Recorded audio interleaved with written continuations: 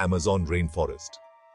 एक ऐसा जगह जो अपनी खुद की दुनिया है, एक ऐसा इकोसिस्टम जो अपने आप में ही एक पूरा संसार है। ये इंडिया से डबल साइज का है और ये प्योर प्लैनेट का सबसे बड़ा रेन फॉरेस्ट है। एक जगह जहां जिंदगी हर तरफ है, हर कोने में कुछ ना कुछ नया देखने को मिलता है। हर पेड़, हर पत्ता, हर प्राणी अपनी कहानी सुनाता है। साउथ अमेरिका में सिचुएटेड, ये 9 कंट्रीज से बॉर्डर करता है, लेकिन ज्यादातर एरिया ब्राजील में नाता है। ये एक ऐसा रीजन है जो अपनी डाइवर्सिटी और वास्टनेस के लिए मशहूर है। अमेज़न रिवर इस प्योर इकोसिस्टम की लाइफलाइन। ये दुनिया की सबसे बड़ी रिवर है वॉल्यूम के हिसाब से। ये रिवर न सिर्फ पानी बल्कि जिंदगी भी देती है, हर प्राणी को जीवन का सहारा देती है। अमेज़न के गहरे जंगल में कुछ ऐसे प्राणी बसते हैं जो अपनी रहस्यमयता के लिए जाने जाते हैं। आइकॉनिक पिंक डॉल्फिन से लेकर एल्यूसिव जैगुआर तक, ये प्राणी नेचर की क्रिएटिविटी का सबसे बड़ा एग्जाम्पल है। हार्पी ईगल जो अपने शिकार को पकड़ने के लिए मशहूर है, और एनाकोंडा जो दुनिया का सबसे बड़ा सांप है, ये सब यहाँ के रहस्यमय प्राणी हैं। पॉइजन डार्ट फ्रॉग अपने चमकीले रंगों और जहर के लिए प्रसिद्ध है। लीफ कटर एंट्स जो अपने से कई गुना बड़े पैटर्न को काट कर ले जाती हैं, और इलेक्ट्रिक ईल जो अपने शिकार को बिजली के झटके से मार गिराती हैं। पिरान्हास जो अपने तीखे दांतों और भयंकर भूख के लिए जाने जाते हैं। ये सब प्राणी अमेज़न के रहस्यमय संसार का हिस्सा हैं।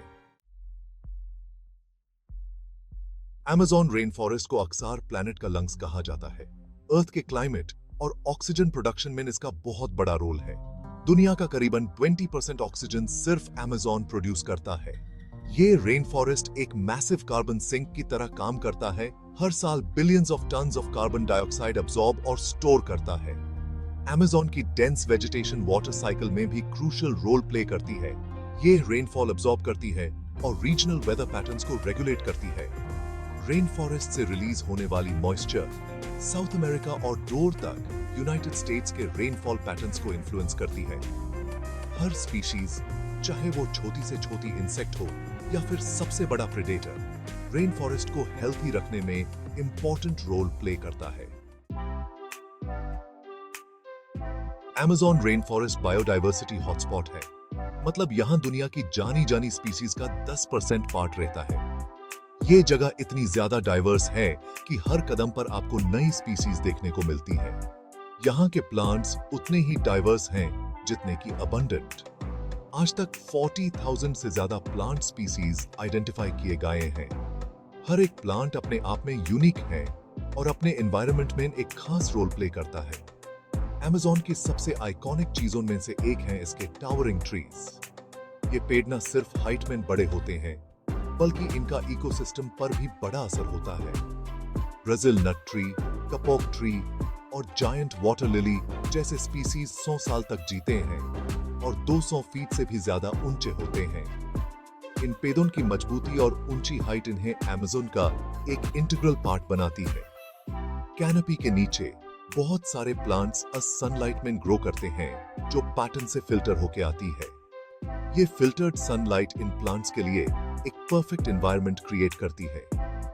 वाइन्स, लियानस और एपिफाइट्स जैसे ऑर्किड्स, ब्रोमेलियड्स और फर्न्स ट्रीज के ट्रंक्स और ब्रांचेस से चिपक के रहते हैं। ये प्लांट्स अपनी जगह बनाने के लिए ट्रीज का सहारा लेते हैं और उनके साथ मिलकर एक कॉम्प्लेक्स इकोसिस्टम बनाते हैं। फॉरेस्ट फ्लोर थोड़ा डार्क होता है, लेकिन वहां भी जिंदगी है और अलग-अलग तरह के प्लांट्स वहां ग्रो करते हैं। ये प्लांट्स लो लाइट कंडीशंस में भी अपनी जगह बना लेते हैं और अमेज़न के इकोसिस्टम को बैलेंस करते हैं। अमेज़न रेन फॉरेस्ट में अलग-अलग तरह के एनिमल्स रहते हैं, आइकॉनिक जैगुआर से लेकर छोटे पॉइजन डार्ट फ्रॉग तक। अमेज़न के सबसे फेमस इनहैबिटेंट्स में से एक हैं इसके प्राइमेट्स।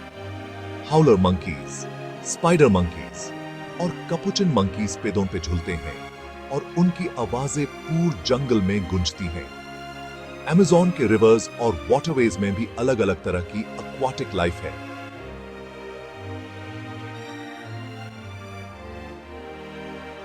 अमेज़न रिवर डॉल्फिन, जिसको आसानी से इसके पिंक कलर से पहचाना जा सकता है, दुनिया का सबसे बड़ा रिवर डॉल्फिन है।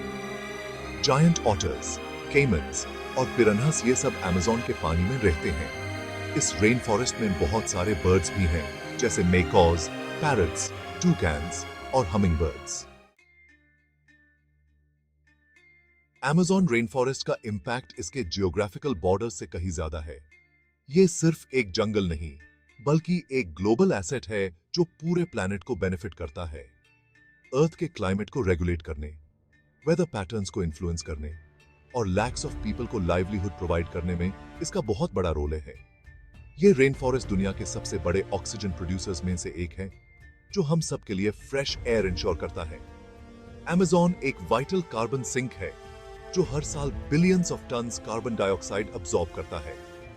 ये कार्बन डाइऑक्साइड को स्टोर करके ग्लोबल वार्मिंग को स्लो डाउन करने में मदद करता है। क्लाइमेट को स्टेबल रखने के लिए रेन फॉरेस्ट की कार्बन स्टोर करने की एबिलिटी बहुत इंपॉर्टेंट है। अगर ये प्रोसेस डिसरप्ट हो जाए तो क्लाइमेट चेंज के इफेक्ट्स और भी सिवियर हो सकते हैं। अमेज़न की डेंस वेजिटेशन रेनफॉल एब्सॉर्ब करती है और यूज धीरे धीरे एटमॉस्फेयर में रिलीज करती है और रीजनल वेदर पैटर्न्स को रेगुलेट करती है। ये प्रोसेस लोकल और ग्लोबल दोनों लेवल्स पर वेदर स्टेबिलिटी को इंश्योर करता है। ये प्रोसेस फ्लड्स और ड्राउट्स को रोकने में मदद करता है और साउथ अमेरिका में सभी लोगों और इकोसिस्टम्स के लिए फ्रेश वाटर का कंसिस्टेंट सप्लाई इंश्योर करता है। ये फ्रेश वाटर सप्लाई एग्रीकल्चर और डेली लाइफ के लिए एसेंशियल है। अमेज़न के रिसोर्सेज रेन फॉरेस्ट के अंदर और बाहर रहने वाले लाख्स ऑफ पीपल को लाइवलीहुड प्रोवाइड करते हैं।